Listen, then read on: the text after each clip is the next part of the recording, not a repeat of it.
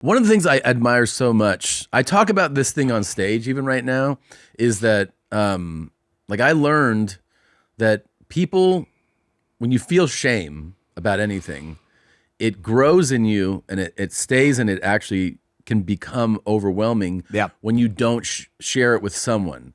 And then you have this thing where it feels like, oh, well, you're so comfortable sharing what would be shameful, and therefore opening up about it.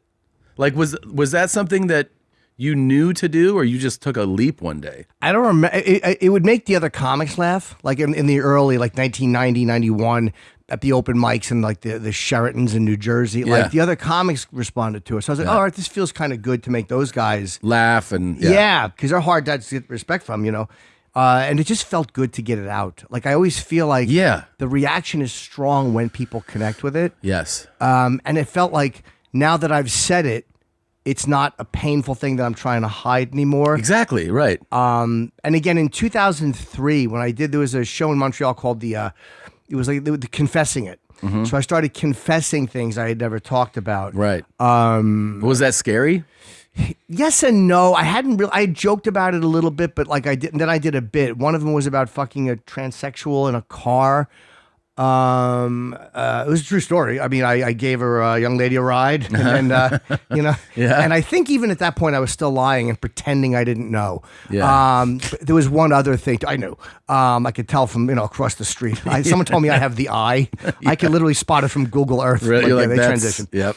And there was one other thing, but it feels great to just spit it out, because like, what are you going to do? I don't care if people like it. Once you've said it and you've put it in their face, I don't care how they react to it. But that's like, and I feel like that perspective is like an earned thing. Like, some people go, I don't care. And you're like, yeah, you do. Yeah. You know what I mean? Like, yours feels genuine, but you also have this resume of being like, yeah, I let it out. I shared the thing. Well, I've also had enough time. Like, I care about it being funny. I definitely care about that. Like, I don't want to. Someone just standing up there blathering out childhood trauma. It's like, big deal. Anyone could do that. You have to, have the jokes. Make it funny. It's like, otherwise you're just a fucking asshole doing a TED talk. Like, do that, but don't tell yourself you're a comic. The crazy thing, there's a few that are like doing that, and they're doing very well. And I'm yeah, like, she is. You're just giving your speech. Yeah. It's very strange. And it's easy to do. But as years have gone on, especially from radio, like, I've gotten enough emails and contacts from people who go like, I'm so glad you talked about that, because I had that, or I was ashamed of that. So that's when you start to realize, like, I don't care if people don't like this, because enough people, they'll never go out and tell the world, hey, I feel good that he said that because it made me feel better. Right. But they've told me. You. Yeah. And that does feel good. It feels great. Are there any, because you've been so open about kinks, are there kinks that you were once like, wow, this is something, and now you're like, that's so boring? Like, do you evolve past the kinks? Kind of a little bit, yeah, because what felt taboo, like being a cuck, I always liked being a cuck. I thought it was so dirty and taboo. Yeah. But now I'm married, and it's like, no, I don't want her fucking somebody and then spitting in my mouth. Nah, I don't want that. I wouldn't like that. Brush your teeth, you blew the Uber driver. Did you like the cuck play, role play, like, or like those scenarios where like, the big stud comes in? Is that kind of thing, or just any guy? Yeah, it could just be a guy with a bigger dick than mine. Like, but it was some kind of a humiliation thing, and it would be the tethering. Somebody is like mentally tethering you along. Like, I was talking. The mental of it is so important. It's everything. And you learn, I feel like, as I've gotten older, that when you're like 16, you're just like, this woman's beautiful. Like, if she's hot, that's what you want. And then as you get older, you're like, oh, it's all in like the attitude and the way someone speaks, and like how they're, they could be objectively a 6 or whatever, but like something about them, you're like, no, she's a 10 because of the way she carries herself. She communicates, trigger words. It's anticipation, and like whether they know. Like, there are some people in life. Like, one of my exes was a great dirty talker, and we would talk dirty, and she was talking about fucking other guys. And she just knew where I wanted her to go without me saying it.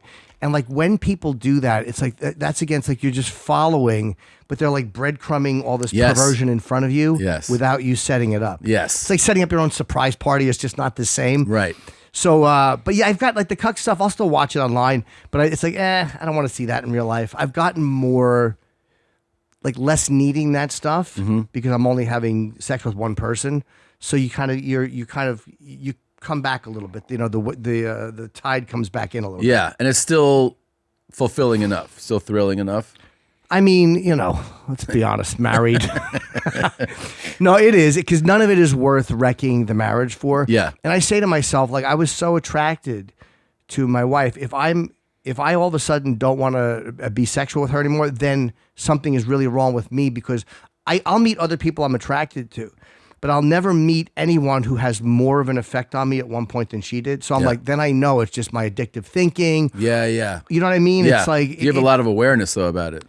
yeah, because I've done everything wrong you can do, like, Yeah. or most things wrong. So it's like, I've destroyed relationships. I've gotten caught. I've fucking cheated. What's the like most? Have you ever had a thing where you're like, you're alone, like you're not, but you feel like the most degenerate, like you're just like, this is like, I feel like I went crazy. You know, a lot of times when I would go out with a girl and I knew I could fuck her, but instead I would avoid the sex just to go home and jerk off, thinking about what the sex would have been like. Wow, that's a fascinating one. That's a perversion, and it's also then you realize it's not about sex. I didn't care about it's dopamine, and it's keeping the high going. Yeah. It's almost like if you have a joint, instead of just sitting there smoking the joint, you take one hit, stop for an hour, take one hit, stop. You're just making it last, making it last, making it last. That's what that was. Wow. Like once I had sex with someone, you know, It just the you're back. Yeah. Here's the world. Here's life. So let me extend. Yeah. So I would do that a lot. Like I would go out I've had a lot of experiences, even with prostitutes. I would like see somebody and hook up and then not come. So much of it was the ritual of riding around looking. They had to approach the right side of my car. It was all this bizarre stuff that was just part of a get high. Yeah. So all that, because all that is a dopamine release. Yeah. Tom and Bert. One goes topless while the other wears a shirt. Tom tells stories and Bert's the machine.